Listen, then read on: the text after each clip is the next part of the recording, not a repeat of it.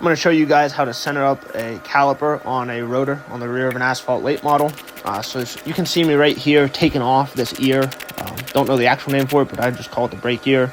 Having some spacing issues. The caliper was hitting the rotor, so took it off, and you'll see I very quickly determined that it's, for whatever reason, smaller. It's from one of our old cars, and we labeled it as such, and I just would have assumed they were all the same. They weren't. I found the one I wanted to use, went and cleaned it off, and then I'll sit back down, put it back on the car. A little tip, you'll see the countersunk bolts that go in there.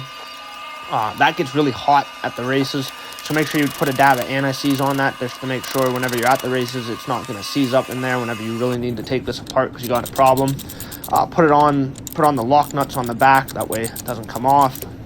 You'll see me tighten down on the lock nut side, not the Allen head side, because I've stripped out more than enough Allen heads in my day to know not to do that. So as you can see, finishing that up, about ready to put this new Joe's hub back on. Very, very impressed with these Joe's hubs. Highly recommend you look out for them if you need new hubs. 5-on-5 or wide 5. Joe's makes a really good product. Tighten down the spindle nut, which is also a Joe's product. Then you can see me flip here to centering up the rotor on the caliper.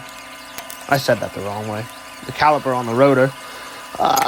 Putting the bolts in. It's just a lot of messing around. You can get some pretty fine adjustment with the washers that are there. And this one was weird. It was kind of cockeyed, if you will. So the bottom of the bracket was in a little closer than the top. So I actually have unequal shims in the top and the bottom. Not much, but maybe like a 64th off. You'll see me finish that up here shortly. And then the only thing I have left to do after this is tighten down the spindle nut to 30 foot-pounds. Put some lock nuts on the back side of these bolts because you can get in there to do that. I don't like leaving a blind hole. Then we should be good to go. Getting ready for race season. Enjoy.